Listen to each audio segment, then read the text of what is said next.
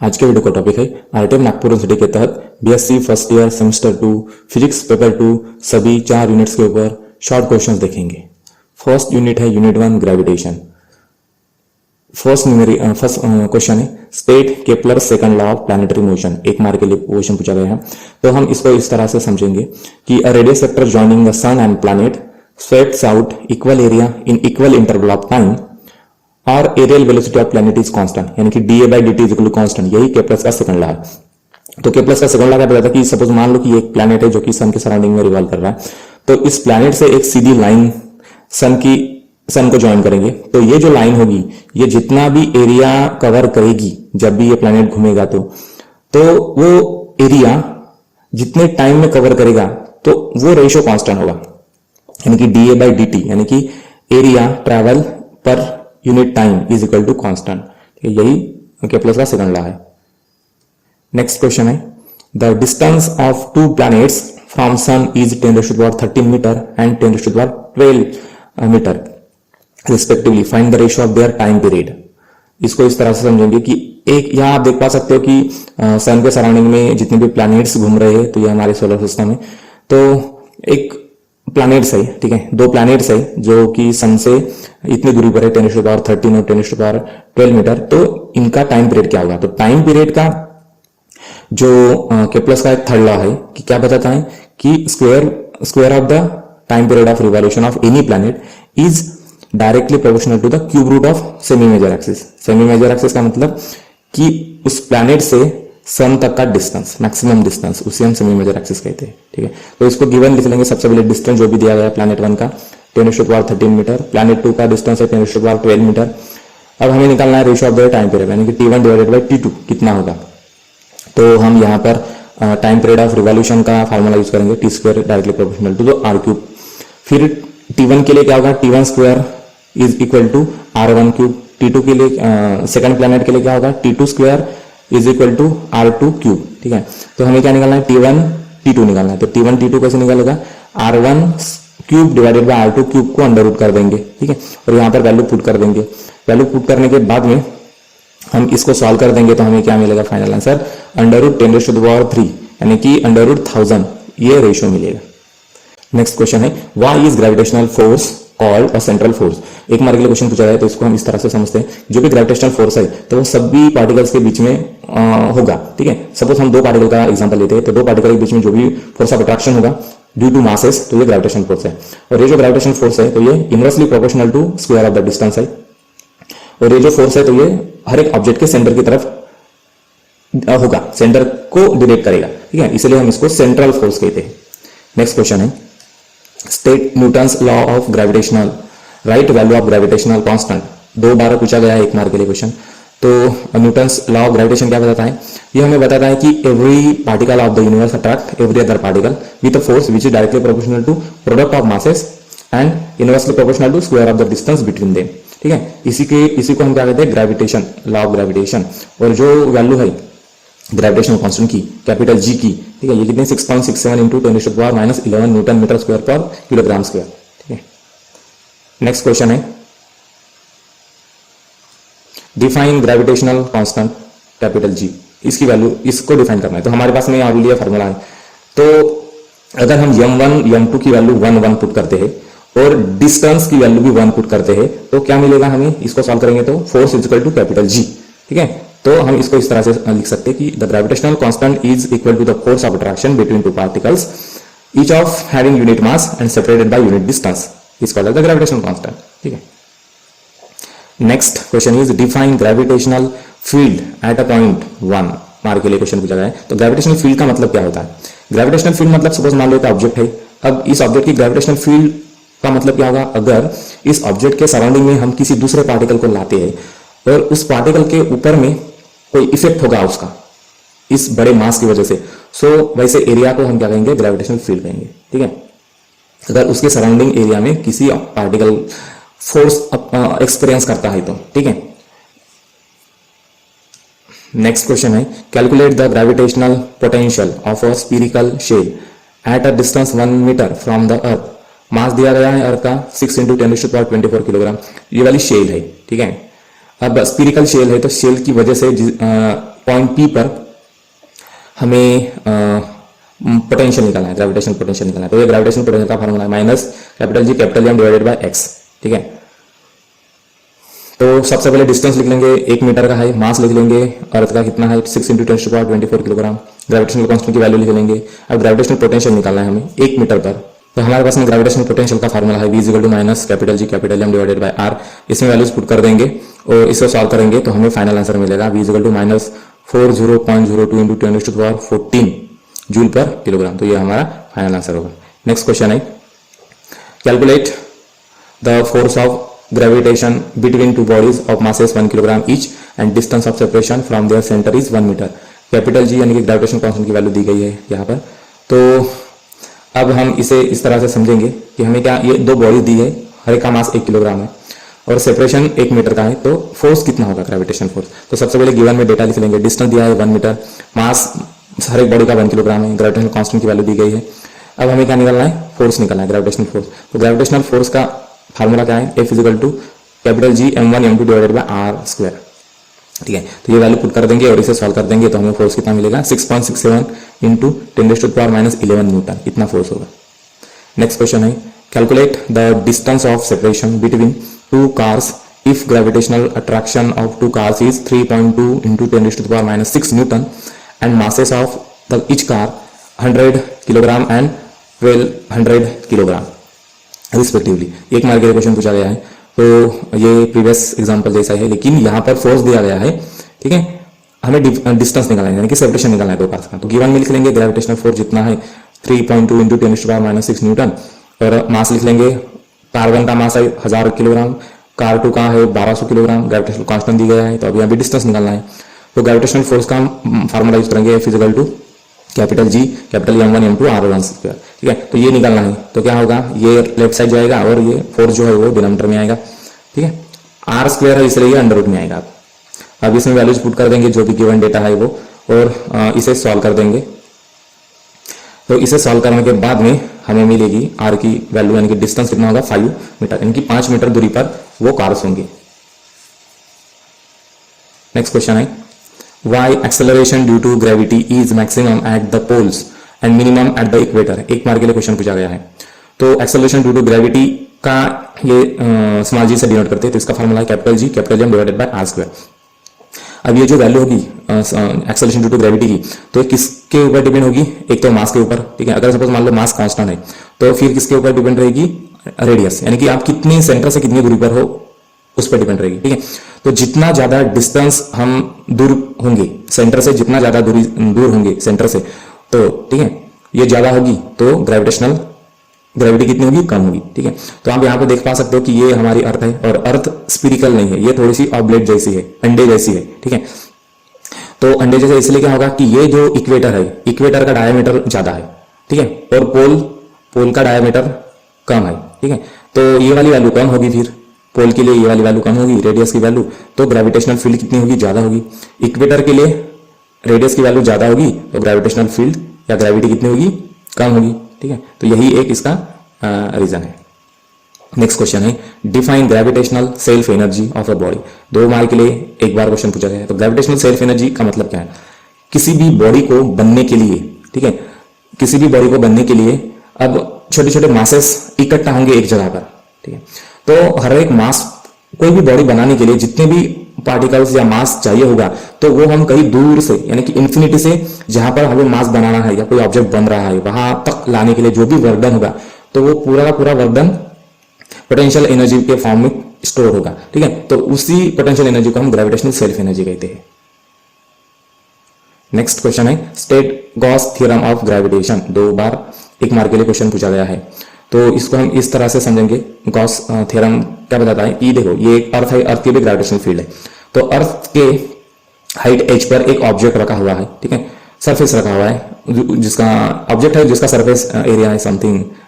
ठीक है, तो अब जो भी ग्रेविटेशनल फ्लक्स होगा इस ऑब्जेक्ट से जो पास होगा, ग्रेविटेशनल फील्ड या ग्रेविटेशनल फ्लक्स बोलते हैं उसको। ठीक है, तो जब भी ग्रेविटेशनल फील्ड इस एरिया से क्रॉस होगी, नॉर्मली यानी कि परपेंडिकुलरली क्रॉस होगी, तो उसे कहते हैं हम फ्लक्स, ग्रेविटेशनल फ्लक्स। तो gravitational flux through any close surface is proportional to the mass, यानी कि जो भी ग्रेविटेशनल फ्लक्स इस एरिया से पास होगा तो वो किसके प्रोपोर्शनल होगा, इस मास के ऊपर होगा। यानी कि जितना ज्यादा मास होगा किसी भी बॉडी का उतनी ज्यादा ग्रेविटेशनल फ्लक्स होगा। ठीक है, तो यही गॉस थ्योरम है ग्रेविटेशन की। नेक्स्ट क्वेश्चन है, calculate the escape velocity of the satellite from the earth. Gravitation field दी गई, ग्रेविटी दी गई 9.8 मीटर पर सेकंड स्क्वायर और अर्थ का रेडियस दिया गया 6.00 किलोमीटर। एक मार्क के लिए क्वेश्चन पूछा गया है। तो इसके वेलोसिटी का मतलब क्या है कि कोई भी ऑब्जेक्ट हम अर्थ से ऊपर की तरफ फेंकते हैं तो वो फिर से रिटर्न जमीन पर आती है। ठीक है, क्योंकि उसकी स्पीड उतनी होती नहीं है ताकि वो ग्रेविटेशनल फील्ड को ओवरकम कर सके। तो इसलिए किसी भी सैटेलाइट को जब हम लॉन्च करते हैं अर्थ के सरफेस से तो उसे पर्टिकुलर स्पीड से जाना होगा, अर्थ से छोड़ना होगा, अर्थ को छोड़ना होगा ताकि वो अर्थ की ग्रेविटेशनल पुल से बाहर चली जाए। ठीक है, तो इसी को हम इसके वेलोसिटी कहते हैं। तो अब इसको वेलोसिटी निकालने के लिए ये वाला फार्मूला है v = √2r/g। तो इस डायग्राम में आप देख पा सकते हो कि हर एक अलग अलग प्लैनेट्स पर इसके वेलोसिटी अलग अलग है। ठीक है, तो वो ग्रेविटेशनल फील्ड के ऊपर में डिपेंड होता है, ग्रेविटेशनल फील्ड और उनका रेडियस कितना है।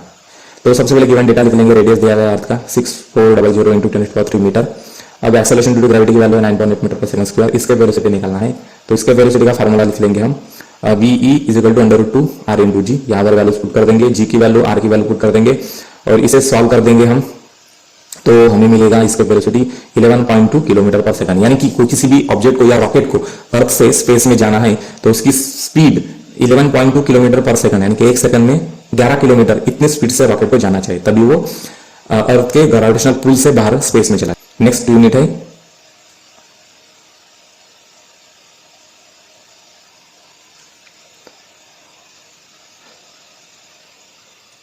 है यूनिट 2 एस्ट्रोफिजिक्स।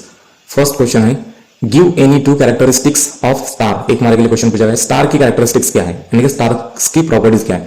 तो फर्स्ट प्रॉपर्टी है कि stars are self luminous heavenly body, यानी कि ये खुद में इनके पास में लाइट होता है स्टार्स को, लेकिन जो प्लैनेट्स होते हैं तो उनको लाइट होता नहीं है, उनका खुद का लाइट होता नहीं, वो तो सन का लाइट उनके सरफेस से रिफ्लेक्ट होता है, जैसे कि मून से, मून का खुद का लाइट होता नहीं है। ठीक है, तो सन का लाइट मून के सरफेस से टकराकर हमारे पास में अर्थ पर आता है। दूसरी कैरेक्टरिस्टिक्स क्या है, का जो न्यूक्लियर फ्यूजन होता है, ठीक है, यही सोर्स ऑफ एनर्जी है हर एक स्टार में, यानी कि जो सन में जो भी लाइट निकल रहा है सन से, तो वो क्यों आ रहा है, न्यूक्लियर फ्यूजन की वजह से। न्यूक्लियर फ्यूजन का मतलब क्या है, जब दो न्यूक्लियस आपस में फ्यूज होते हैं, यानी कि इकट्ठा होते हैं, ठीक है, कंबाइन होते हैं, तो वो एनर्जी को यानी कि हायर एटॉमिक नंबर का न्यूक्लियस बनाते हैं और बहुत सारी एनर्जी को इमिट करते हैं, तो इसी प्रोसेस को न्यूक्लियर फ्यूजन कहते हैं। नेक्स्ट क्वेश्चन है, distinguish between a planet and star. Star और प्लैनेट के बीच में क्या डिफरेंस है। Stars are self luminous body और उसमें न्यूक्लियर फ्यूजन होता है, यही एनर्जी का सोर्स है।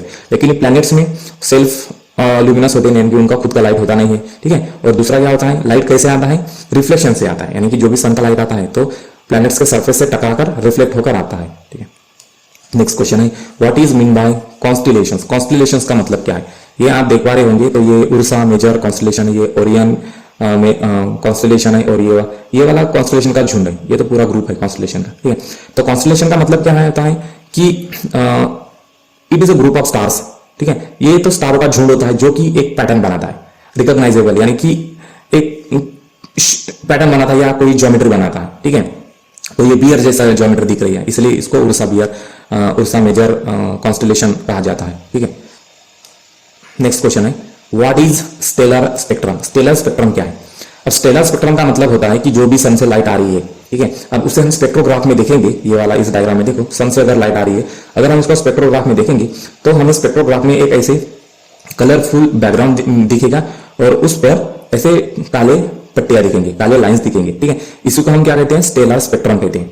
और स्टेलर स्पेक्ट्रम से हमें क्या पता चलता है कि जिस प्लैनेट, जिस स्टार से ये लाइट आ रही है, ठीक है, तो उस प्लैनेट स्टार का जो कंपोजिशन है, केमिकल कंपोजिशन कैसा होगा, यानी कि उसमें कौन से केमिकल्स होंगे, ठीक है। तो हम हर एक एलिमेंट के ये स्टेलर स्पेक्ट्रम के साथ में मैच करके देखेंगे इस स्टार का स्टेलर स्पेक्ट्रम, और हमें पता चलेगा कि हर एक स्टार में क्या, कितने अमाउंट में कौन सा एलिमेंट है, यानी कि हाइड्रोजन है, हीलियम है, सोडियम है, ठीक है। तो ये सारी चीजें हमें पता चलती है। नेक्स्ट क्वेश्चन है, write the sequence of planet in our solar system according to distance from sun. 2 बार 1 मार्क के लिए क्वेश्चन पूछा गया है कि सबसे पहले क्या होता है, सन, सन के बाद में होता है फर्स्ट प्लैनेट है हमारा मर्क्यूरी, उसके बाद में है वीनस, नेक्स्ट है अर्थ, उसके बाद में है मार्स, उसके बाद में है जुपिटर, फिर सैटर्न, फिर यूरेनस और है नेपच्यून, ठीक है। प्लूटो प्लैनेट्स है ही नहीं, प्लूटो प्लैनेट की कैटेगरी से 2009 में ही उसको बाहर निकाल दिया गया, उसे ड्वार्फ प्लैनेट कहा जाता है। ठीक है, नेक्स्ट क्वेश्चन है व्हाट आर एस्ट्रॉइड्स। एस्ट्रॉइड्स का मतलब क्या है एस्ट्रॉइड्स? तो एस्ट्रॉइड्स जो है कि हमारी अर्थ और जो मार्स है, तो इसके बीच में एक बड़ा सा पत्थरों का बेल्ट है, ठीक है, रीजन है कि इसमें छोटे से लेकर बड़े बड़े पत्थर है, ठीक है, जिनका डायमीटर रेंज 700 किलोमीटर से 100 मीटर तक हो सकते हैं। ठीक है, और जो घूमते रहते हैं सन के सराउंडिंग में, तो उन्हीं को हम एस्ट्रॉइड्स कहते हैं। ठीक है, तो ये पट्टा जो है वो मार्स और जुपिटर के बीच में होता है, इसी को एस्ट्रॉइड्स कहते हैं। और जब भी ये अर्थ के एटमॉस्फेयर में एंटर करते हैं तो ये ग्लो होते हैं या जल जाते हैं। ठीक है, नेक्स्ट क्वेश्चन है what are the elements found in a star. Stars में कौन से एलिमेंट्स होते हैं? तो ये स्टार्स में कौन से एलिमेंट्स होते हैं ये कैसे पता चलेगा? स्टार से जो भी रेडिएशन आ रहा है उसे हम स्पेक्ट्रोग्राफ में देखेंगे। स्पेक्ट्रोग्राफ में देखने से हमें स्पेक्ट्रम मिलेगा। स्पेक्ट्रम का मतलब ये तो ऑब्जर्वेशन स्पेक्ट्रम है। तो बैकग्राउंड में कलरफुल बैकग्राउंड में हमें ऐसे डार्क ब्लैक लाइन दिखेंगे, इसी को हम स्टेलर स्पेक्ट्रम कहते हैं। तो हर एक लाइन हम इंडिविजुअल एलिमेंट्स के स्पेक्ट्रम के साथ में मैच करेंगे। ये वाला हाइड्रोजन का स्पेक्ट्रम है। अगर इसी पोजीशन पर ऐसे 4 लाइन हमें इस स्पेक्ट्रम में दिखेंगे तो हम समझेंगे कि उसी स्टार में हाइड्रोजन है, ठीक है, हेलियम है, सोडियम है। तो हर एक एलिमेंट के लाइंस हम इस स्पेक्ट्रम में मैच करके देखेंगे। अगर यही लाइंस इसी पोजीशन पे स्टार के स्पेक्ट्रम में होंगे तो हमें ये पता चलेगा। तो हमें क्या पता चला कि जो सन से रेडिएशन आ रहा है तो उसमें हाइड्रोजन 70% है, हेलियम 28% है, और अदर जो एलिमेंट्स है कार्बन, नाइट्रोजन, ऑक्सीजन, आयरन, ये 2% है। नेक्स्ट क्वेश्चन है right names of the 3 main theories describing evolution of universe. Universe का इवोल्यूशन समझने के लिए, यानी कि यूनिवर्स कैसे बना, तो वो समझने के लिए यहाँ पर मेनली 3 थ्योरीज बताई गई है। एक है बिग बैंग थ्योरी, जिसमें ये बताया था कि जो भी मास था पहले सिंगुलैरिटी पर कॉन्सेंट्रेटेड था। सिंगुलैरिटी का मतलब एक डॉट पर बहुत ज्यादा मास कॉन्सेंट्रेटेड था, यानी कि पूरे यूनिवर्स का मास एक पॉइंट पर कॉन्सेंट्रेटेड था, और फिर अचानक एक्सप्लोजन हुआ और उससे एटम्स बनी, प्लैनेट्स बनी और पूरा का पूरे गैलेक्सीज बनी। ठीक है, ये बिग बैंग थ्योरी है। फिर स्टेडी स्टेट थ्योरी है। स्टेडी स्टेट थ्योरी क्या बताती है हमें कि जो भी यूनिवर्स है ना वो बड़ा हो, ना वो फैलेगा, ना घटेगा, वो स्टेडी रहेगा। लेकिन जब भी कोई गैलेक्सी वैनिश होगी या उस एरिया से चली जाएगी तो दूसरी गैलेक्सी क्रिएट होगी। ठीक है, अगर स्टेडी स्टेट थ्योरी का मतलब है कि यूनिवर्स कैसे स्टेबल है, ना उस गैलेक्सी कम होगी ना गैलेक्सी ज्यादा होगी। अगर कोई गैलेक्सी कम भी होगी तो उसी वक्त दूसरी गैलेक्सी बन जाएगी, यानी कि जितने भी गैलेक्सी के नंबर्स है तो वो कांस्टेंट रहेंगे, इसलिए उसको स्टेडी स्टेट थ्योरी कहा जाता है। फिर एक पल्सेटिंग थ्योरी का मतलब क्या होता है कि जो यूनिवर्स है हमारा, तो ये कभी एक्सपांड होते ही जाएगा अपने लिमिट तक एक्सपांड होगा, उसके बाद में फिर से कॉन्ट्रैक्ट होना शुरू होगा, कॉन्ट्रैक्शन और एक्सपांशन। ठीक है, तो इसी को हम क्या कहते हैं? पल्सेटिंग थ्योरी कहते हैं। नेक्स्ट क्वेश्चन है define a light year. Light year का मतलब क्या है? जैसे लाइट होता है, लाइट की भी स्पीड है, लाइट की स्पीड क्या है? 3 लाख किलोमीटर पर सेकंड, यानी कि 1 सेकंड में 3 लाख किलोमीटर का डिस्टेंस लाइट ट्रैवल करता है। ठीक है, तो 1 साल में कितना डिस्टेंस ट्रैवल करेगा, उसी को हम लाइट ईयर कहते हैं। नेक्स्ट क्वेश्चन है a star has a surface temperature of 1500 kelvin in what part of the spectrum will it radiate maximum energy. Wins constant दिया गया है 3 × 10⁻³ मीटर केल्विन। 1 मार्क के लिए क्वेश्चन पूछा गया है। गिवन लिख लेंगे हमें क्या निकालना है? सरफेस टेम्परेचर निकालना है। ठीक है, विन्स कांस्टेंट दिया गया है, टेम्परेचर वेवलेंथ निकालना है और टेम्परेचर दिया गया है ऑलरेडी। तो हमारे पास में विन्स डिस्प्लेसमेंट लॉ है लैम्बडा × t = b। अब इसमें लैम्बडा सबसे पहले निकाल लेंगे और इसमें वैल्यू पुट कर देंगे, तो हमें क्या मिलेगा? Lambda value 2 × 10⁻⁻6 metre.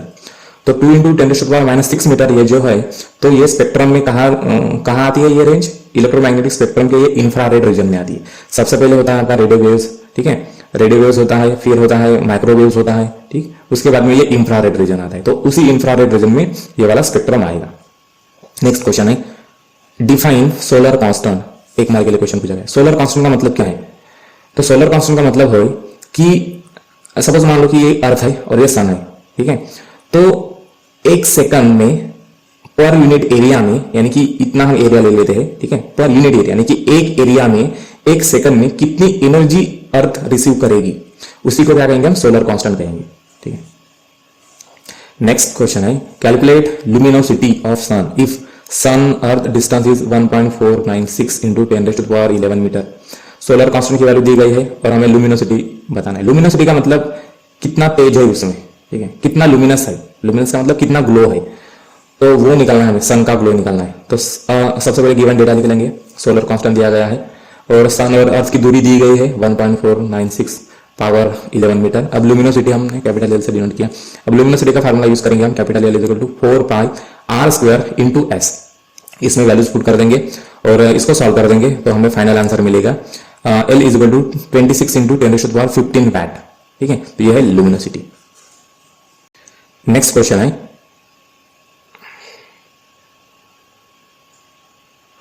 Next unit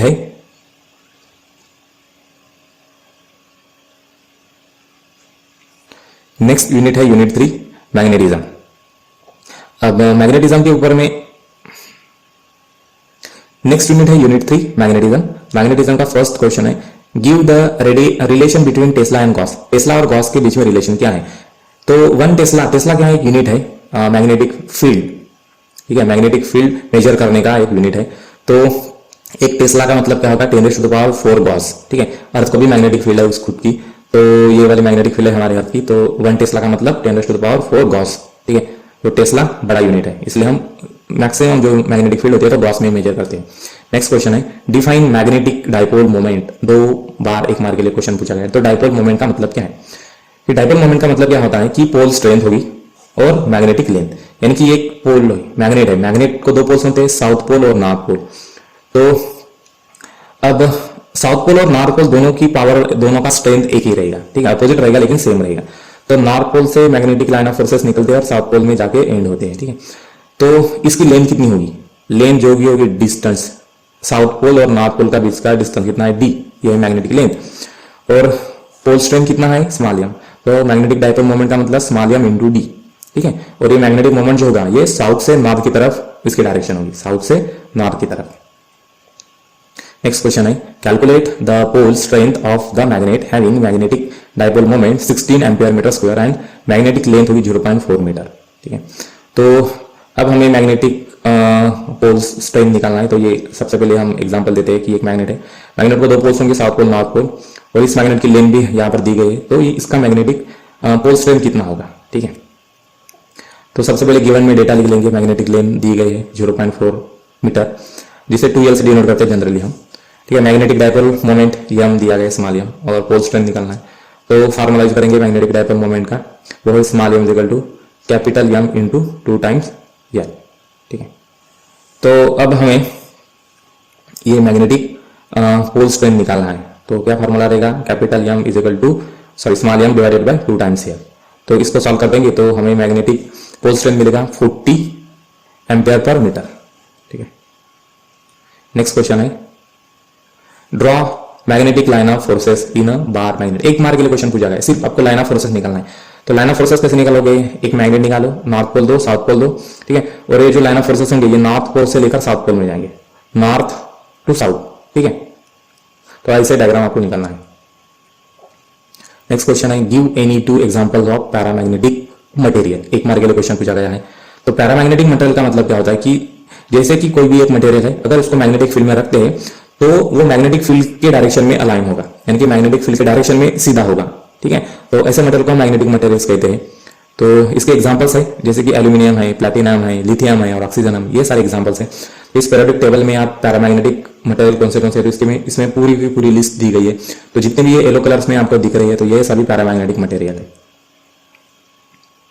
next question है, which of the following are paramagnetic material? Bismuth, nickel, manganese, copper, platinum, example दिए गए हैं। तो हम पीरियोडिक टेबल से देख सकते हैं कि मैग्नीज और प्लैटिनम, ठीक है, ये दोनों, ये वाला प्लैटिनम है, ठीक है, और मैग्नीज है आपका Mn, ये वाला, ठीक है।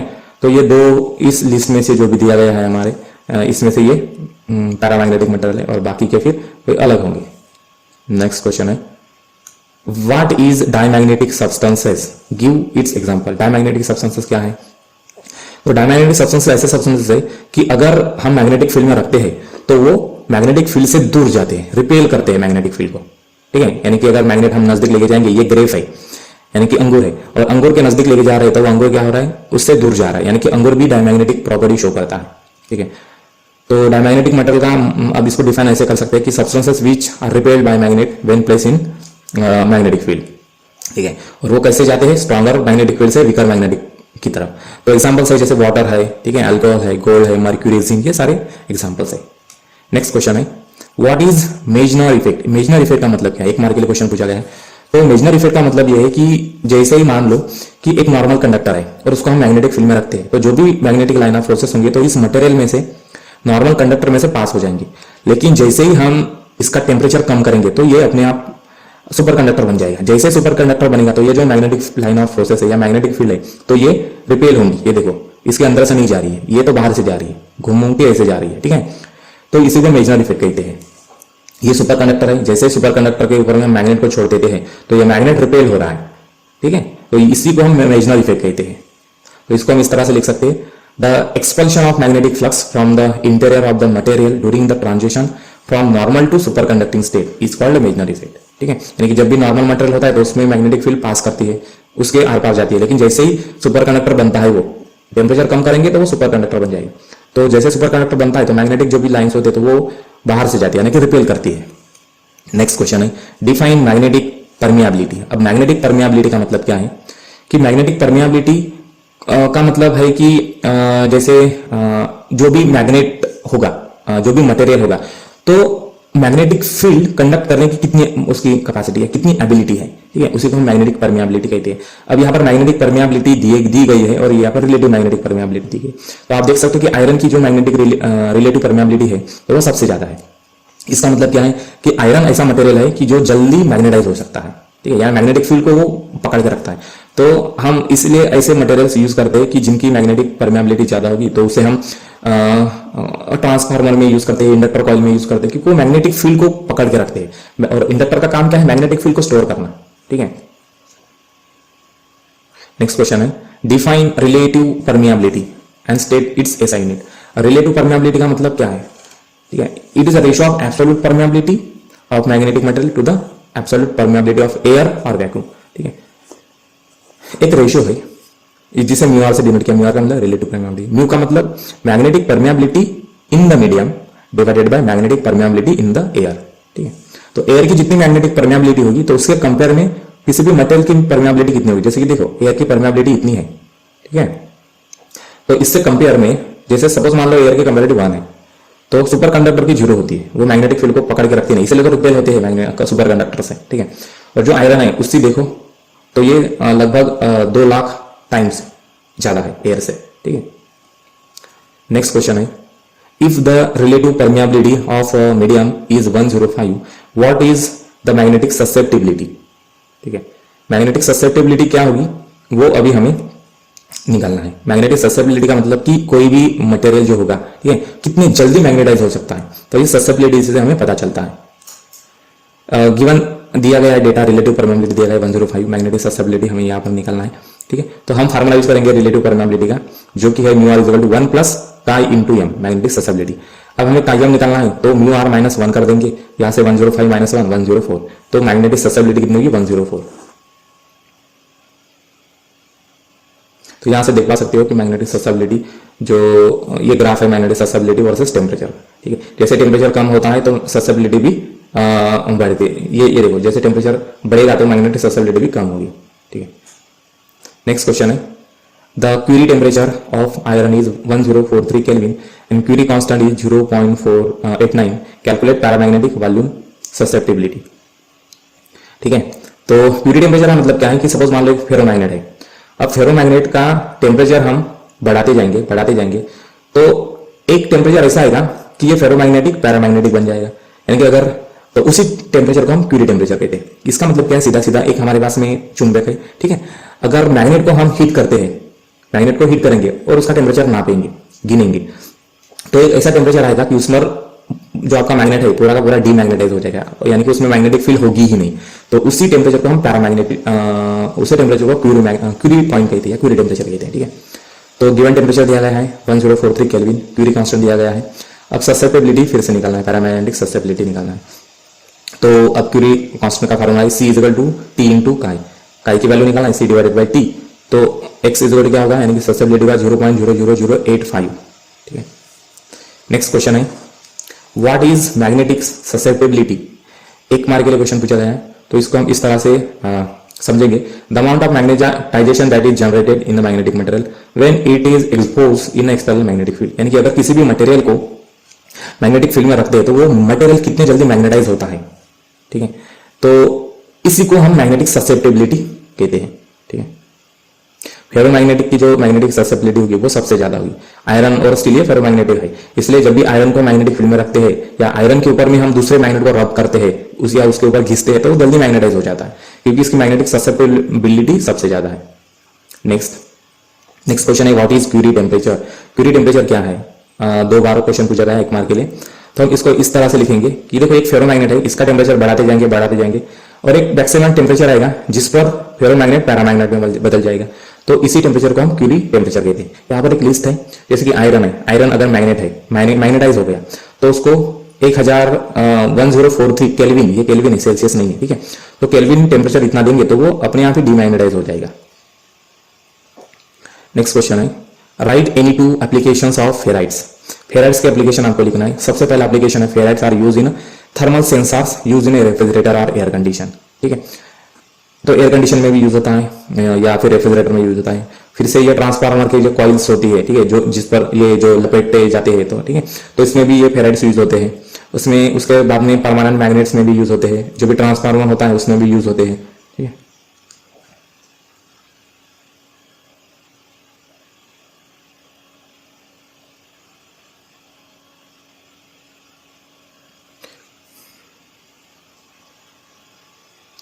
नेक्स्ट यूनिट है यूनिट 4 मैग्नेटोस्टैटिक्स।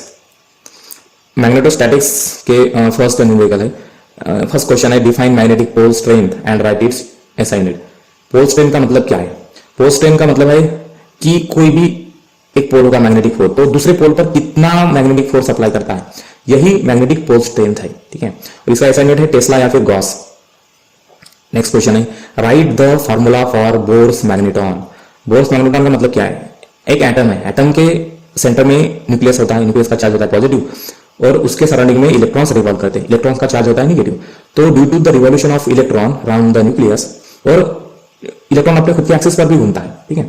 तो इस रिवॉल्यूशन के कारण क्या होता है कि एटम को मैग्नेटिक फील्ड आ जाती है, ठीक है, यानी कि एक एटम एक मैग्नेट जैसा काम करता है, ठीक है। तो इसी को हम मैग्नेट्रॉन कहते हैं, ठीक है, बोर मैग्नेट्रॉन कहते हैं। तो इसको हम इस तरह से लिख सकते हैं कि जो भी ये आपका एटम है, एटम के इलेक्ट्रॉन के रिवॉल्यूशन की वजह से क्या होता है, इसमें मैग्नेटिक मोमेंट आता है, ठीक है। तो उसी को हम क्या कहते हैं, बोर मैग्नेट्रॉन कहते हैं। और जो भी मैग्नेटिक फील्ड है तो हम बोर मैग्नेट्रॉन में ही लिखते हैं, क्योंकि ये कम से कम मैग्नेटिक फील्ड है। बोर मैग्नेट्रॉन का मतलब क्या है कि ये कम से कम मैग्नेटिक फील्ड है, यानी कि एक एटम की मैग्नेटिक फील्ड है, इसलिए हम इसके मल्टीपल में मैग्नेटिक फील्ड कैलकुलेट करते हैं। नेक्स्ट क्वेश्चन है व्हाट इज टोरॉइड। टोरॉइड का मतलब क्या है? टोरॉइड क्या है कि एक सर्कुलर एक डिस्क है और उसके सराउंडिंग में, या मान लो कि टोरॉइड का मतलब एक ये सिरेमिक है, सिरेमिक या फिर प्लास्टिक है, और उस प्लास्टिक के ऊपर में हम वाइंडिंग कर रहे हैं, वायर की वाइंडिंग कर रहे हैं, मेटालिक वायर या कंडक्टर वायर की वाइंडिंग कर रहे हैं, है ना, ऐसे सर्कुलर में। तो इसी ज्योमेट्री को हम क्या कहेंगे, टोरॉइड कहेंगे, ठीक है। अगर यही स्ट्रेट होंगी तो इसे सोलेनॉइड कहेंगे। अगर सोलेनॉइड को हम बेंड करने देंगे और दोनों एंड्स एक दूसरे के ऐसे चिपका देंगे तो उसे हम टोरॉइड कहेंगे। नेक्स्ट क्वेश्चन है calculate the value of bore magnetron. इसमें इलेक्ट्रॉन का चार्ज दिया गया है, प्लैंक्स कांस्टेंट की वैल्यू दी गई है और मास दिया गया है इलेक्ट्रॉन का। 2 बार को पूछा गया 1 मार्क के लिए क्वेश्चन। तो बोर मैग्नेट्रॉन का मतलब पहले बता दिया कि जो इलेक्ट्रॉन रिवॉल्व करता है न्यूक्लियस के सराउंडिंग में, तो इस रिवॉल्यूशन की वजह से ये मैग्नेट जैसा काम करता है, यानी कि उसमें मैग्नेटिज्म या मैग्नेटिक फील्ड आती है। तो कम से कम मैग्नेटिक फील्ड को हम बोर मैग्नेट्रॉन ही कहते हैं, यानी कि एक एटम की मैग्नेटिक फील्ड का मतलब ही बोर मैग्नेट्रॉन है, ठीक है। तो हम गिवन में डेटा लिख लेंगे, चार्ज ऑफ इलेक्ट्रॉन दिया गया है, प्लैंक्स कांस्टेंट दिया गया है, h है ये, ठीक है, h का मतलब h डिवाइडेड बाय 2 into पाई। तो इसकी वैल्यू आती है 1.055 into 10⁻⁻34 जूल सेकंड। इलेक्ट्रॉन का मास दिया गया है, अब बोर मैग्नेट्रॉन की वैल्यू निकलना है। बोर मैग्नेट्रॉन का फॉर्मूला है हमारे पास में μb = EH divided by 2m। तो इसमें सभी जो भी वैल्यूज गिवन में वो लिख लेंगे।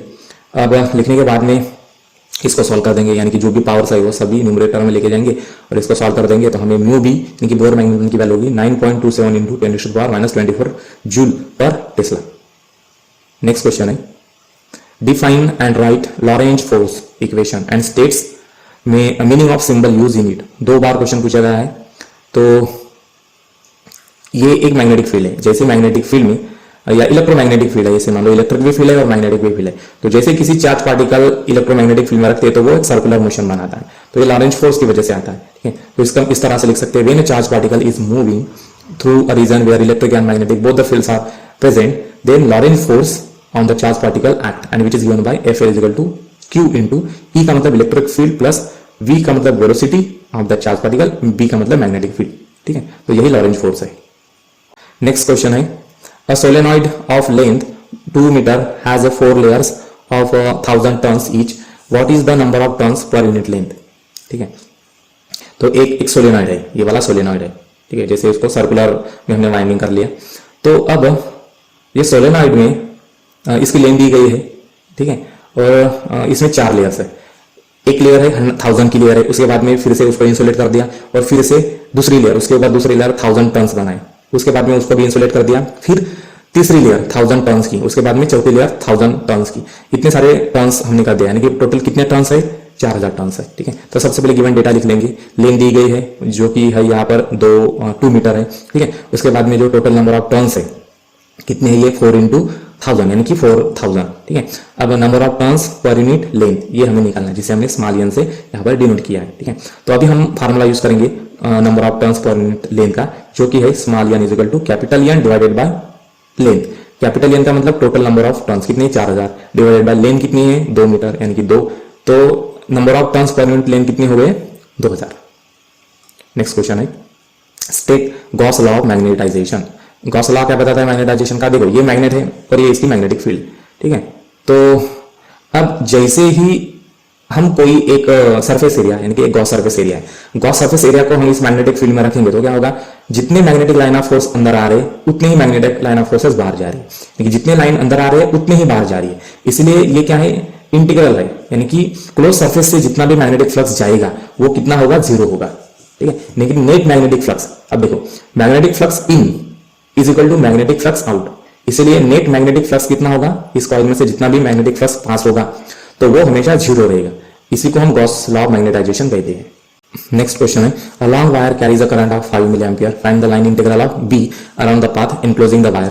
अब एक वायर है, वायर के अंदर से हमने करंट को पास कर दिया और इसका सराउंडिंग में मैग्नेटिक फील्ड जनरेट होगी। ठीक है, तो अभी यही मैग्नेटिक फील्ड हमें निकालना है। तो सबसे पहले गिवन डेटा लिख लेंगे, करंट दिया गया है 5 मिली एम्पियर, मिली का हम कन्वर्ट कर देंगे एम्पियर में, मिली का मतलब -3, परमेबिलिटी दी गई है म्यू 4 पाई इंटू 10⁻⁷ वोल्ट। ठीक है, फिर लाइन इंटीग्रल निकालना है हमें, तो हम लाइन इंटीग्रल का फार्मूला यूज करेंगे यहाँ पर। क्या है वो, integral close integral b dot dl is equal to mu 0 i की वैल्यू पुट कर देंगे इसमें और इसको सॉल्व कर देंगे, तो हमें फाइनल ये लाइन इंटीग्रल मिल जाएगा 62.8 इंटू 10⁻⁻10 टेस्ला मीटर। ठीक है।